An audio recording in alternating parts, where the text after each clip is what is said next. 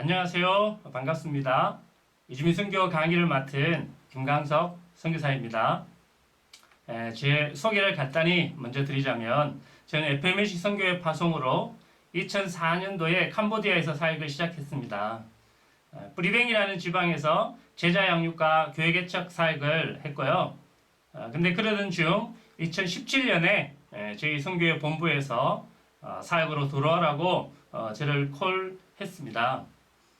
현지 사역을 떠날 때가 아니라고 생각은 들었지만 공동체의 결정에 순종하고 한국으로 들어왔습니다.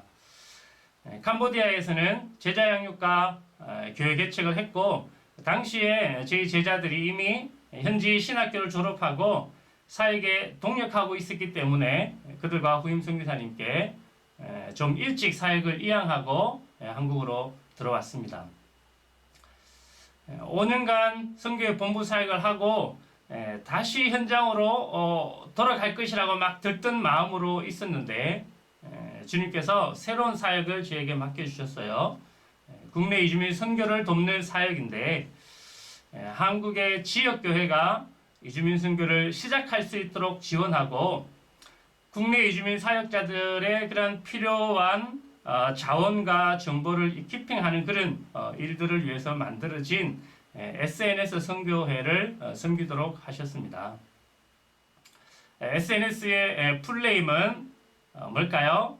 네, Serving Neighbors and Strangers입니다. 한국말로는 나그네의 이웃이라는 단체명을 사용하고 있고요. 지난 2014년 안식년 기간에 제가 안식년을 10년 만에 가졌는데 경기도 고양에 있는 에스라 성경대학원에서 성경을 공부하면서 사실 주말에는 포항까지 내려가서 파송교회 캄보디아 근로자들을 섬기는 그런 일을 했습니다. 정말 1년 동안 안식년을 안식년으로 보냈는데요. 그때 국내 이주민 선교를 처음 접했습니다. 이후에 한국에 들어와서 본부 사역을 하면서 주일에 지구촌 교회 이주민 예배부에서 통역을 하면서 국내 이주민 선교 환경을 알 수 있는 그런 기회를 가지게 됐는데요. 하나님께서 이러한 작은 경험들을 사용하셔서 저를 SNS 사역을 하도록 그렇게 인도해 주신 줄 믿습니다. 이번 강의는 세 가지 꼭지를 가지고 진행해 보려고 합니다. 세 꼭지 모두 사실 최소한 1시간의 강의를 해야 할 것 같은데 내용을 최대한 줄여서 한 60분 안에 한번 해보려고 합니다. 짧은 시간에 많은 내용을 담아서 강의를 좀 전하는데 혹시나 너무 건조해지지 않을까 좀 염려가 되기도 하지만 아무튼 진행해 보도록 하겠습니다. 내용상 부족한 부분들은 대면 강의 시간에 토론과 질의응답을 통해서 보충할 수 있을 거라고 생각이 듭니다. 하나님 백성으로서 우리는 오늘날의 이주와 다문화 현상을 어떻게 바라보아야 하는가 첫 번째 꼭지고 두 번째 성경 속의 이주민 선교에 대해서 좀 알아봐야 되겠죠. 세 번째 이주민 선교의 세 가지 비전과 그 사례들을 간단히 살펴보는 것으로 이번 강의를 진행하도록 하겠습니다. 첫 번째 꼭지는 하나님 백성의 이주와 다문화 현상 이해입니다. 이주는 전 지구적인 현상이고 UN에서도 IOM이라는 국제 이주 기구를 설립해서 이주 현상을 연구하고 관련 활동을 하고 있습니다. 사회학적으로 이주에 대해서 이야기할 때 꼭 국경을 넘는 것에만 한정하지는 않습니다. 그리고 대상의 법적 지위가 합법이든 불법이든 모두 이주자 또는 이주민의 영역에 포함하고 있습니다. 당연히 국가에서 조사 발표하는 이주 관련 통계에는 불법 체류자들도 다 포함이 되게 되어 있습니다. 한국 정부는 이주민을 90일 미만 체류하는 단기 체류자와 90일 이상 체류하는 장기 체류 외국인으로 구분하고 있습니다. 국내에 체류하는 외국인 현황을 보면 코로나 직전에 250만을 넘긴 바가 있고요. 코로나 기간에 200만 이하로 줄었으나 다시 급상승해서 최근 2024년 올해 4월 현재로 260만 명이 넘었습니다. 대구광역시 인구가 240만, 경상북도 총 인구가 255만인데 이와 비교해서 250만 명이 얼마나 많은 숫자인지 여러분 감이 잡히실 거라고 생각이 됩니다. 우리나라 전체 인구가 5,170만 명 정도니까 퍼센테이지로 보면 5%가 넘는 수치. 한 지역에서 이주민의 수가 5%가 넘을 때에 공식적으로 다문화 사회가 됐다고 말하거든요. 그러니까 한국은 현실적으로도 수치적으로도 이제 다문화 국가가 되었습니다. 260만의 체류 외국인을 국가별로 보면 중국이 90만 명으로 가장 많습니다. 거기에는 중국 국적의 조선족 동포 한 63만 명 정도가 포함되어 있고요. 이어서 베트남, 태국, 미국, 우즈베키스탄 순서로 외국인들이 국내에 체류하고 있습니다. 260만 명의 체류 외국인 가운데 등록 외국인은 140만 명 가량인데요. 국내 체류 외국인 가운데 비자 유형으로 90일 이상 체류하는 사람들은 의무적으로 외국인 등록을 하게 되어 있습니다. 장기 체류 외국인의 숫자가 140명 정도라는 건데요. 이렇게 등록된 외국인으로 보면 여전히 중국 국적자가 가장 많고 베트남, 네팔, 우즈베키스탄, 캄보디아 순으로 많이 거주하고 있습니다. 등록 외국인 상위 5개국을 보면 어떤 나라들인가요? 모두 우리가 복음을 전하고 선교해야 할 나라의 사람들입니다. 본국에 있으면 정말 예수 그리스도의 복음을 들을 수 있는 기회가 극히 드문 사람들만 골라서 이렇게 이렇게 정말 교회가 많은 우리나라로 보내신 하나님의 뜻이 무엇인가를 우리는 깨달아야 할 줄로 믿습니다. 이렇게 이 땅에 들어와 있는 이주민들은 어떤 사람인가? 크게 5 부류로 구분할 수 있습니다. 산업 현장에서 정말 힘들고 더티한 일들을 도맡아서 하고 있는 외국인 노동자들이 있고요. 국제 결혼을 통해서 들어오는 결혼 이주민자들이 있습니다. 이들은 대부분 동남아 지역에서 한국으로 시집온 여성 이주자들이 많겠죠. 내국인과 외국인의 결혼으로 형성된 다문화 가정에서 태어난 자녀들이 있고요. 그리고 유학생, 난민이 있습니다. 각 이주민들의 면면을 조금 더 자세히 한번 살펴보도록 하겠습니다. 경제적인 이유로 한국을 찾아와서 취업 자격 비자를 받은 이주민은 총 56만 2천 명입니다. 많지요? 그 가운데 전문 인력으로 8만 명, 상대적으로 매우 적은 숫자에 불과하고 50만 명에 가까운 대부분의 사람들이 단순 기능 인력으로 일하는 사람들입니다.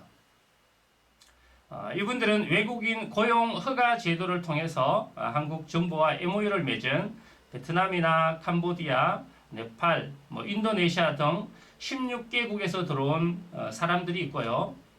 우리가 잘 아는 고려인이나 조선인과 같은 동포로서 방문 비자를 받고 들어온 사람들입니다.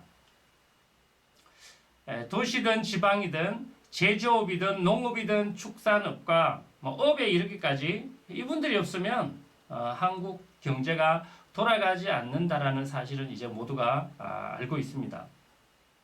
그런 만큼 이분들의 삶은 타국인 한국에서 누구보다도 고달픈 삶을 살고 있는 것이 현실이죠.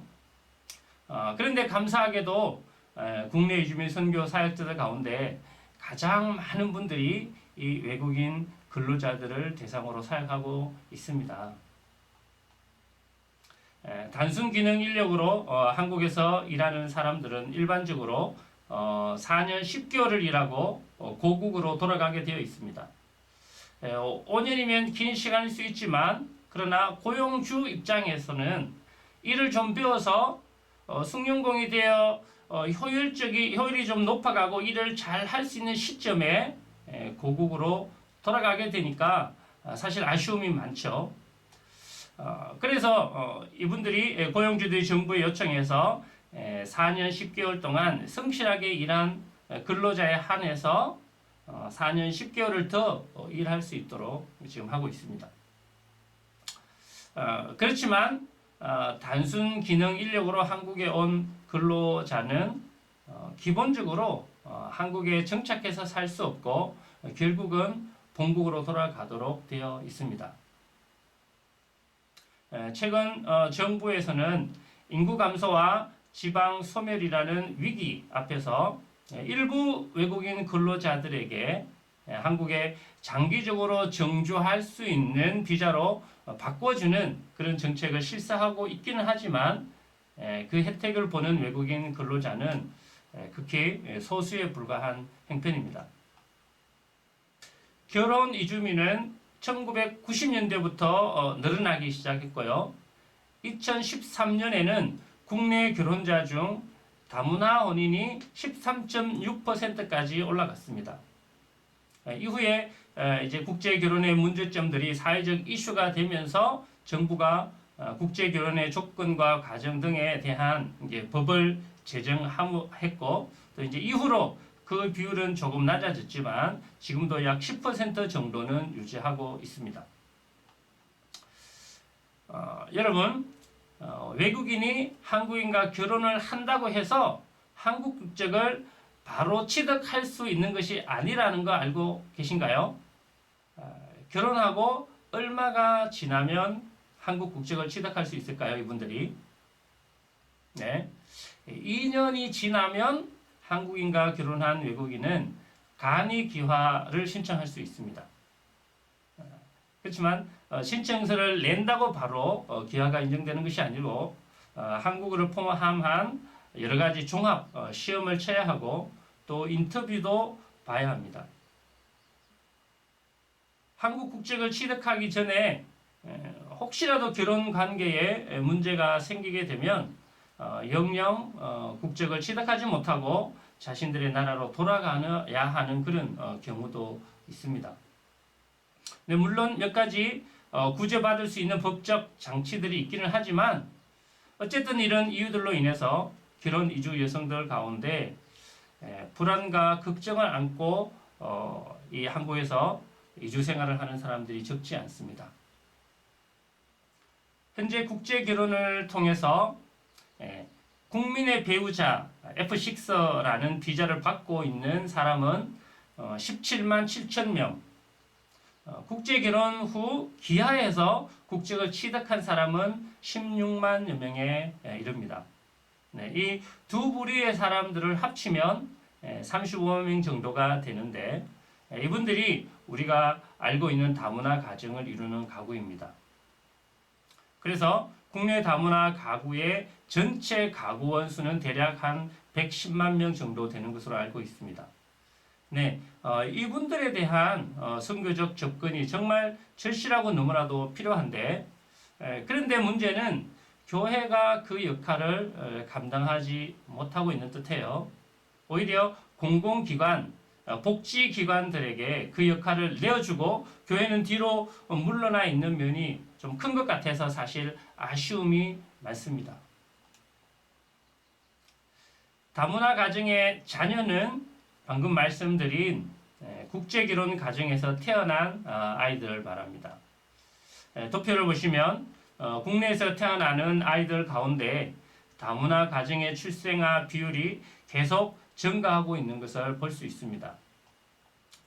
한편 재혼을 통한 국제결혼이 늘어나면서 결혼 이주자 가운데 자국에서 태어난 자녀를 데리고 한국으로 들어오는 사람들이 늘고 있는데 이들을 중도 입국 자녀라고 합니다. 중도 입국 자녀들의 경우 한국 생활에 적응하는 것은 특히나 더 어려운 일이죠. 이들이 건강하게 성장할 수 있도록 어떻게 도울 것인가 하는 것은 한국 사회가 풀어야 할 숙제이면서 또한 한국 교회의 선교적 과제라고 생각합니다. 다문화 가정의 자녀와 중도 입국 자녀를 한국 아이들과 똑같이 교육하고 키울 것인가? 아니면 엄마든 아빠든 외국인 부모의 국가와 그 민족 정체성을 함께 가르쳐야 할 것인가 하는 것도 이주민 선교사가 숙고하고 또 기도해야 할 문제라고 생각합니다. 네, 여러분, 서울의 주요 대학 외국인 유학생 현황표를 보시면 너무 놀랍지 않습니까? 한 학교에 외국인 유학생이 2,000명은 기본이고 4,000명, 5,000명 가까이 되는 학교들이 있습니다. 그런데 이 도표는 사실 3, 4년 전에 자료를 바탕으로 만들어졌거든요. 대학별 유학생 수를 시각적으로 잘 보여주고 있어서 이 도표를 가져왔는데요. 사실 국내 유학생 수는 2024년 4월 현재 23만 5천 명으로 도표에 비하면 거의 7만 명 이상이 늘어나 있습니다. 제가 며칠 전 한 선교사님을 통해서 사실 들은 바로는 용인에 있는 어느 한 대학교는 한국인 학생이 700명인 반면에 외국인 유학생이 1,800명에 이른다고 합니다. 이제는 제조 공장과 농어촌뿐만 아니라 대학들도 외국인 유학생이 없으면 운영이 어렵다는 그런 말들을 듣게 되죠. 3, 4년 전까지만 하더라도 이제 중국인 유학생이 가장 많은 비율을 차지하고 있었는데 현재는 베트남 유학생이 중국 유학생보다 더 많습니다. 베트남의 경우 어학연수 유학생 수가 코로나 이후로 급격하게 늘었거든요. 아마도 베트남 현지에 삼성을 비롯한 한국 기업들이 늘어나고 있는 것이 한국 유학을 유인하는 그러한 요인이 되는 것 같습니다. 유학생들의 출신국을 보면 베트남, 중국, 몽골, 우즈베키스탄, 네팔, 미얀마 등 이 역시 우리가 복음을 전하고 선교해야 할 나라의 사람들인 것을 알 수 있습니다. 유학생 선교를 위해서 ISF 국제유학생회가 각 캠퍼스별로 활발하게 활동을 하고 있습니다. 난민은 숫자적으로 보면 국내 이주민 중에서 극히 적은 부분에 불과합니다. 한국이 국제난민협약에 가입한 이래로 현재까지 30여 년 동안 난민 신청을 한 사람은 11만 명. 그 가운데 인도적 체류자를 포함해서 난민으로 인정받은 사람은 모두 4,000명 정도에 불과합니다. 그럼에도 불구하고 난민은 그 어떤 이주민보다도 가장 도움이 필요한 사람들인 것을 우리가 알아야 하는데, 본국에서 생명의 위협을 받거나 전혀 살 수 없는 그런 최악의 상황에 놓인 사람들이 바로 난민들이기 때문입니다. 성경은 우리에게 객과 과와 가부를 돌보라고 반복해서 말씀합니다. 이전에 너희가 나그네였기 때문에 너희가 그들을 돌봐야 하고, 너희가 나그네 되었을 때에 내가 너희를 긍휼히 여기고 돌봐주었기 때문에 이제 너희도 나그네를 돌보라고 주님께서 말씀하십니다. 한국은 감사하게도 아시아 국가로는 최초로 2012년에 난민법을 제정한 나라입니다. 강도 맞은 자를 일으켜 주먹까지 데려가고 그의 치료를 위해서 자신의 돈을 건네줄 수 있는 그런 사회, 그런 나라가 된다는 것은 무척 감사한 일입니다. 비록 그 숫자는 적지만 교회가 감당해야 할 선교의 중요한 영역이 바로 난민 선교라고 생각합니다. 네, 불법 체류 외국인은 정부가 정책으로 지원하는 외국인 그룹에는 포함이 되지 않지만 실질적으로 국내에 장기 체류하는 결코 무시할 수 없는 외국인 그룹이죠. 여러분들도 아시겠지만 불법 체류 외국인들은 무슨 큰 나쁜 짓을 저지르거나 불법을 행해서 그렇게 불리는 것이 아닙니다. 단지 그들이 국내에 들어올 때에 받은 비자의 유효 기간이 만료되었거나 비자가 제한하는 그런 규정을 벗어나서 거주하고 있는 사람들이죠. 선교계에서는 그들에게 불법이라는 딱지를 붙이기보다는 미등록 외국인이라고 불러야 한다는 그런 의견들이 있습니다. 그런데 제가 굳이 불법 체류 외국인이라고 칭하는 이유가 있는데요. 법무부를 비롯해서 한국의 정부가 여전히 이 용어를 공적 용어로 사용하고 있기 때문입니다. E9, D4, G1 이것은 불법 체류 외국인이 많이 발생할 수 있는 비자 유형들입니다. E9은 단순 기능 근로자고 D4는 한국어 연수 유학생, G1은 난민 신청자 등입니다. 그 외에도 무비자 입국이 가능한 태국 국적자 등이 허락된 90일이 지나도 본국으로 돌아가지 않고 남아서 불법 체류자가 되는 경우가 있습니다. 여러분, 교회가 불법 체류자를 도와야 할까요? 말아야 할까요? 제가 아는 외국인 교회가 있습니다. 복음 전파에 정말 열심이고 외국인 성도들을 말씀으로 양육을 잘 하고 있습니다. 성도들 가운데 자국으로 돌아가서 고향에 교회를 개척한 성도도 꽤 있습니다. 한국 선교사님이 그 교회를 시작했고 10년 가까이 사역을 하고 있는데요. 그런데 그 교회 성도의 대부분이 불법 체류자입니다. 불법 체류자가 한국에서 일을 하면 노동 권리를 보장받을 수 있나요? 네, 법적으로는 보장받을 수 있습니다. 불법 체류자라 하더라도 최저임금을 받을 권리가 있고 야근을 하면 야근 수당을 받을 권리가 있습니다. 네, 퇴직하면 사업주는 그에게 퇴직금을 지급할 의무가 있습니다. 불법 체류자라고 하더라도 사업주가 이런 것들을 어기면 근로기준법 위반으로 사업주는 처벌을 받게 돼 있는 것이 한국의 법입니다. 한국의 경찰이나 공무원이 불법 체류자를 보게 되면 공무원으로서 신고해야 할 의무가 있습니다. 그러나 질병 치료 등 특정한 경우에는 신고하지 않고 그들을 도와 주도록 또 허락하고 있는 그런 법이 있죠.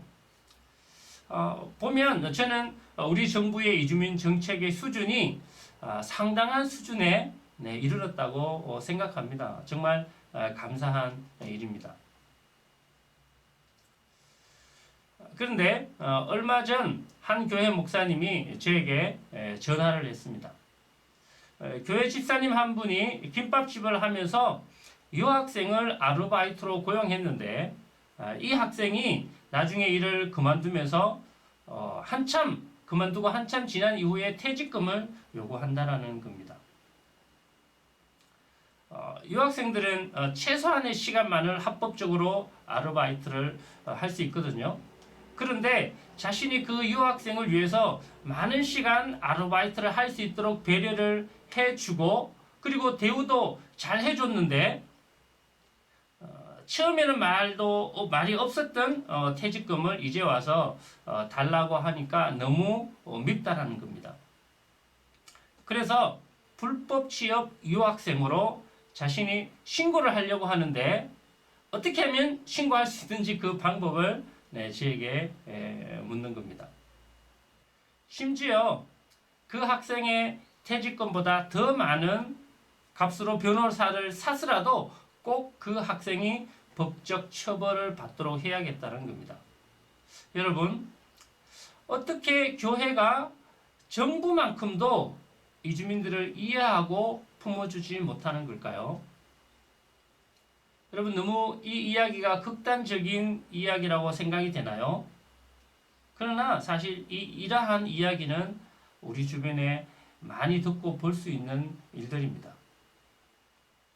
여러분, 그런데 사실 이 상황을 좀 더 자세히 들여다보면 단순히 그 김밥집 사장 집사님을 일방적으로 비난할 수 있는 것도 아닌 것 같아요. 김밥집 사장님과 외국인 아르바이트 학생 사이에 서로의 관계를 깨뜨리는 그러한 오해가 많이 있기 때문입니다. 그리고 오해의 많은 부분은 문화적 차이로 인해서 옵니다. 사실 이러한 일들은 선교지에서 선교사와 현지인 사이에서도 자주 일어나는 일들인 것 같아요. 불법 체류자에 대한 이야기가 끝이 없는 것 같습니다. 이 정도로 하고 넘어가겠습니다. 이상과 같은 이주민이 발생하는 요인은 여러 가지가 있습니다. 할 이야기가 많지만 마지막 기술적 요인만 한번 이야기해 보도록 하겠습니다. 이주자들이 머무는 곳은 그들에게 너무나 낯선 곳이죠. 그곳에서 몇 가지 정보들은 정말 그들의 생명을 좌지우지할 수 있는 중요한 정보들입니다. 특별히 난민들에게 그런데요. 오늘날 스마트폰과 SNS를 통한 그런 기술을 가지고 소통하는 것은 이러한 정보들에 정말 중요한 정보들에 쉽게 접근할 수 있도록 해줍니다. 어디가 안전한 곳이고 어디에 가면 일자리가 있고 어떻게 하면 그 일자리를 얻을 수 있는지 이러한 정보 기술이 알려준다는 거죠. 결과적으로 이것들은 새로운 이주를 부추기고 발생시키는 중요한 요인이 됩니다. 그리고 뿐만 아니라 스마트폰과 SNS와 같은 기술로 인해서 이주자들은 고향의 가족들과 자유롭게 소통하면서 그 힘든 이주의 삶을 견디고 계속 유지할 수 있는 그러한 힘을 얻게 되는 거죠. 이주와 다문화 현상은 한국 사람들에게는 정말 20, 30년 전만 하더라도 전혀 상상할 수 없는 그런 현상입니다. 우리에게는 완전히 새로운 현상이라는 거죠. 하지만 조금만 더 큰 그림으로 보면 이주는 전 지구적인 현상일 뿐만 아니라 전 역사를 통하여 언제나 있어 왔던 현상이라는 것을 알 수 있습니다. 유엔의 국제 이주기구 IOM은 2020년 기준으로 전 세계 인구의 3.6%, 2억 8,100만 명이 이주민으로 살아가고 있다고 보고합니다. 그리고 최근 10년간 세계 인구의 증가율은 11%인데 비하여서 이주민의 증가율은 23%로 2배에 달한다고 합니다. 지금 우리는 한국으로 들어오는 이주민들의 큰 관심을 가지고 있습니다. 그러나 한국인의 이주 현황을 보면 한국으로 유입되는 이주민이 250만 명인 반면에 한국에서 나가는 이주민은 750만 명으로 3배나 많습니다. PPT의 두 번째 숫자, 이 숫자는 무엇을 의미하는 숫자일까요? 2023년 한 해 한국 국적을 취득한 외국인의 숫자와 한국 국적을 포기하고 이민을 나간 사람들의 숫자입니다. 한국은 국적과 관련하여서 순유출이 순유입보다 2.5배 많은 나라입니다. 출산율은 계속 떨어지고 국적을 포기하고 떠나는 사람들은 늘어나고 해결책은 무엇일까요? 세 번째 숫자는 어떤 숫자라고 생각이 되나요? 오른쪽 174개국은 2023년 한국선교연구원 크림에서 발표한 한국 선교사들이 사역하고 있는 나라의 수입니다. 반면 197개국은 현재 한국에 체류하고 있는 모든 외국인의 나라 수입니다. 한국 선교사가 나가 있는 나라보다 더 많은 나라에서 외국인들이 한국에 들어와 있습니다. 이 수치만으로도 우리가 국내 이주민 선교의 중요성을 충분히 찾아볼 수 있다고 생각합니다. 하나님의 백성들은 전 지구적 이주 현상과 한국의 다문화 현상을 어떻게 보아야 할까요? 하나님의 백성들이야말로 정말 이러한 현상을 경제적인 현상과 인구 사회학적 그런 현상을 넘어서 하나님께서 허락하신 선교적 상황으로 볼 수 있는 그런 영적 감각을 가져야 한다고 믿습니다.